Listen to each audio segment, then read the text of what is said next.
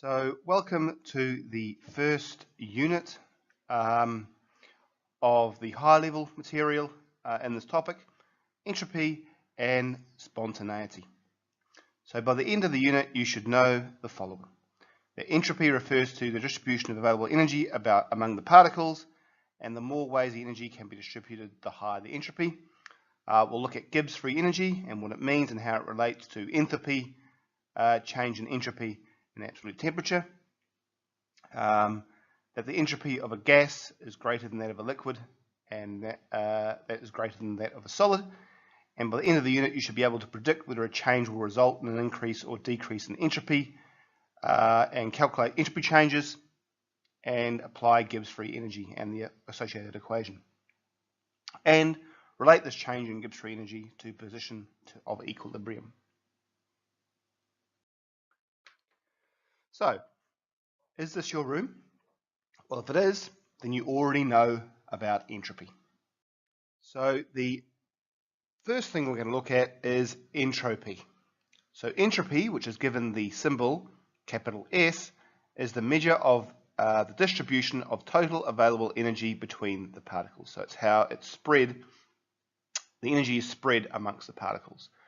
The greater the disorder of the particles, the greater the entropy. Okay, so obviously the more the particles are spread out, the larger the distribution. Okay, because there's more disorder. So a system, such as your room, is in a state of high entropy when its degree of disorder is high. So if you look at this particular image of this room, it is in a high state of entropy. Those particles are all spread out everywhere. Okay, so for better or worse, the universe, nature, however you want to call it, enjoys and likes chaos. Okay, it favors chaos. It favors disorder. It favors high entropy. In fact, much of our life consists of actually pushing back against this order. Okay, the energy is required to clean up your room is fighting against the disorder, fighting against entropy.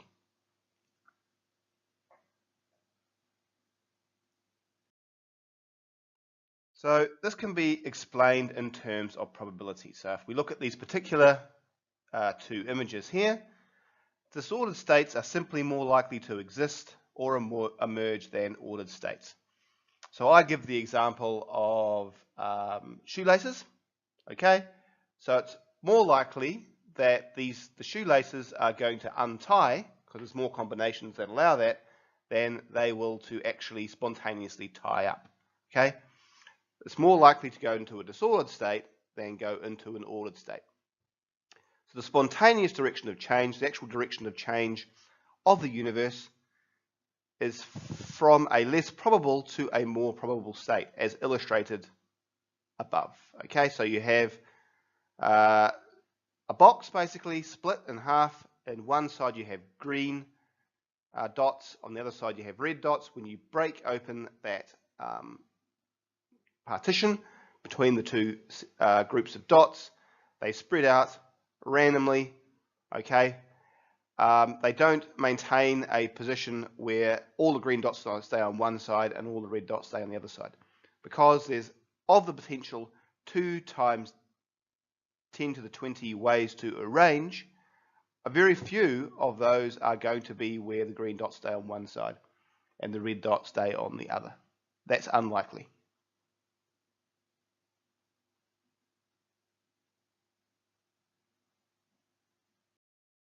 So we'll now look at entropy and what it means for states of matter. Okay, so you can see from the diagram on the left, we have a container with bromine in equilibrium in its two phases, gas and liquid. And the entropy of the bromine in its liquid form will be less than the entropy of the bromine gas. And the reason, of course, is because the bromine gas is more spread out, okay, more random motion, more disorder, compared to the bromine liquid, which is closer together. There's less ways in which the bromine liquid molecules can have different arrangements. And if we look on the right, you can see that the entropy of our solid water, ice, is less than the entropy of liquid. Okay, and the reason, of course, being that in a solid, they are all in fixed positions, vibrating slightly. So there's less degrees of freedom. Okay, they can't move as freely, so there's less opportunity for random motion. Whereas in liquid water, the entropy is higher because there's more ways that these molecules can move, more directions they can move as the intermolecular bonds break. So how do we link entropy, phase, and temperature? Well, you can see from the diagram here, this graph, as you increase the temperature, you're giving more kinetic energy to the molecules, you're breaking the intermolecular bonds. So a solid has low entropy when compared to liquids and vapor. As you heat the liquid, the entropy increases, okay, slowly until you get to evaporation. Then it shoots right up, where the vapor has the highest amount of entropy because you've given so much kinetic energy in the form of heat that you've broken all the intermolecular bonds, at least in this case for water, and the number of degrees of freedom for the water molecules has increased, so there's more disordered states compared to ordered states. So entropy is at its maximum. Okay, so there you can see entropy increases slightly with temperature. Entropy increases a large amount with the phase change. Okay, there's a big jump. So if you look at entropy and temperature for example, the molecule heptane. Heptane, the alkane, has many motions. Okay, it can move up and down, side to side. This can rotate. Okay, these can all rotate. These sigma bonds here can all rotate. And as the temperature increases, the speed of which these rotations increases, and also the amount of rotations increases. So the entropy of the molecular motions increases with temperature. Okay, so that means that the entropy of a substance increases with temperature because it's moving faster. It can be in a larger number of potential configurations with increased temperature. So we can predict entropy changes. The change in the number of gaseous particles is usually the largest factor to be considered, even if its comparable reaction has a greater increase in total particles, but these particles are still in the liquid or solid state. Okay, so if a reaction forms a solid from two solid reactants, then the entropy is lower compared to, say, combustion, where you've got a solid and a gas going to a gas and a liquid. Okay, so that would be an increase in entropy, whereas something like two solid metals reacting to form an alloy, that would be lower entropy because they're still in the solid state. So in terms of calculations, the change in entropy equals the sum of the entropy of the products minus the sum of the entropy of the reactants. And the units for entropy are joules per Kelvin per mole. So an increase in disorder produces a positive delta S, which you will see in decomposition reactions, changes of state, dissolution reactions, and increases in temperature. So in terms of standard enthalpy calculations for a reaction of A plus B going to C plus D, the standard entropy change of a reaction, delta S naught reaction, is equal to the sum of delta S naught of products minus the sum of delta S naught of reactants, which for the reaction illustrated above will be C delta S naught of C plus D moles of delta S naught of substance D minus A moles of delta S naught of substance A plus B moles times delta S naught of the substance B. So here's a problem. We've looked through the equations now in the last two slides. So try and calculate the standard entropy change for the following reactions. A hydrogen basically combusting to form water, with delta S naught of hydrogen is 130.7 joules per Kelvin per mole, and the delta S naught of oxygen is 205.1 joules per Kelvin per mole. So if you pause the video now, let's see if you can work out the standard entropy change. Right. So the equation you should have used was delta S naught equals delta S naught products minus delta S naught reactants. You basically plug in the numbers. Of course, you've got to be careful with the coefficients, okay? Remembering to multiply by half because you've only got half as a coefficient for the oxygen. Okay, so if you plug those numbers in, you'll get the following, which will give minus 163.3 joules per Kelvin.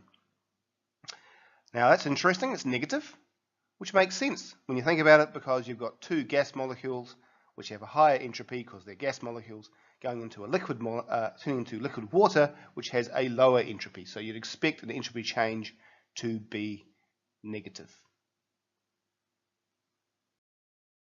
Okay, so Gibbs free energy is the final kind of area we'll look at, which is related to the two thermodynamic values that we'll be looking at for the last few lessons, enthalpy and entropy. So Gibbs free energy, which is given the symbol capital G, is the energy available to do work. So it's a bit of physics there, okay, to be able to apply a force over a distance. So if delta G is negative, the reaction will be spontaneous, okay, it'll just happen.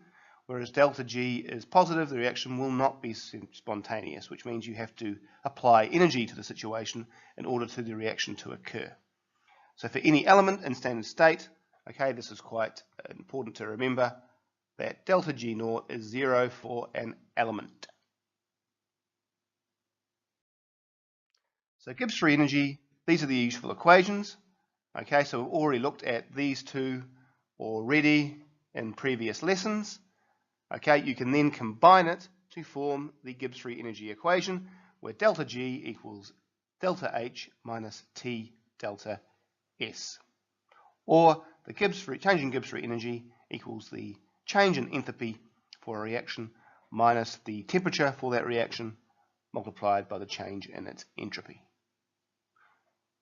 In other words, the standard change in Gibbs free energy of formation will equal the sum of the standard Gibbs free energy of formation of the products minus the sum of the standard Gibbs free energy of formation of the reactants. Okay, so you can already see in this equation here, okay, that the higher the entropy, okay, the larger this value of the equation here, and that means that it will probably end up being a negative for Gibbs free energy, change in Gibbs free energy, which would be spontaneous.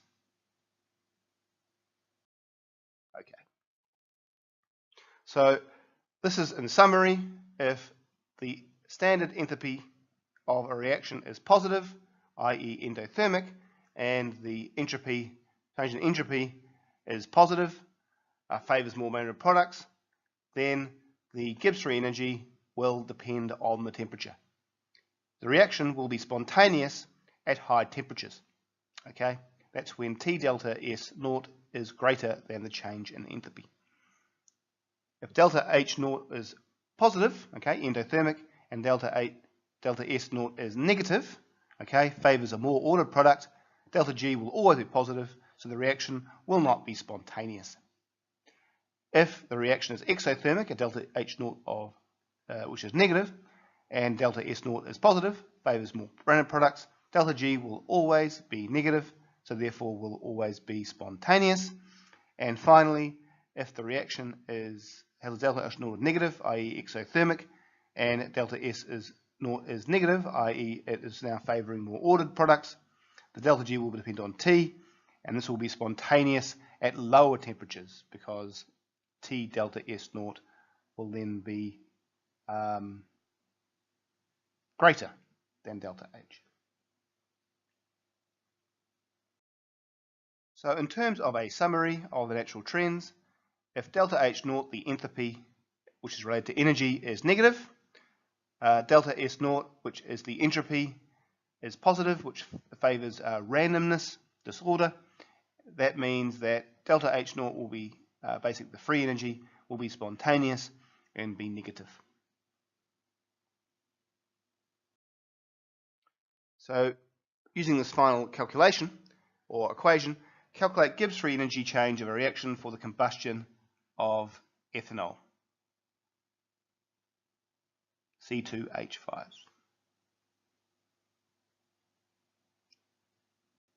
So the equation is the following: C2H5OH plus 3 oxygens gives 2 CO2 plus 3 H2O. So it's going from a liquid and a gas to a gas and a gas. So I'm thinking maybe slightly negative, probably a bit of spontaneous. Delta G naught of oxygen is 0 because it's in standard state, so you don't have to worry about it. So delta G naught equals the sum of delta G naught products minus the sum of the delta G naught reactants. So if you plug those numbers in, which are of course in your data booklet, to mention that, you get a value of minus 1299.6 kilojoules per mole. Oh, look, it's negative. Okay, so because it's negative, it's going to favor spontaneity. Makes sense, exothermic, and it favors towards more randomness because you're going from liquid to a gas. Determine if the following reaction will be spontaneous at 298 Kelvin. Okay, it's going to be the formation of, well, it's basically cracking, isn't it? It's basically C2H6 going to C2H4. Okay, delta H naught is positive 137 kilojoules, so it's an endothermic process, and delta S naught is 120 joules per Kelvin. Well, because you're going from one particle to two particles probably. Right, pause the video now, see if you've got the correct answer. Okay, so welcome back. So delta G naught equals delta H naught minus T delta S. Okay, plug those numbers in. So that's going to be 137 minus 298 times 120 divided by 1000. Give you a value of 101 kilojoules. Okay, so that means because it's positive, it will not be spontaneous at 298 Kelvin. And I could have probably told you that from the values anyway, because delta H naught is positive and delta S naught is also positive, so it's not really favoring disorder and it requires energy to get going, so probably I would have told you it was not spontaneous anyway. Okay, so just to finish off, looking at Gibbs free energy and equilibrium, looking at the Born-Haber process. Okay, the point at which Gibbs free energy is at a minimum determines if a reaction goes to completion or reaches a balance of reactants, known of course as equilibrium, which is our next topic. Okay, so you can see from the following diagram here that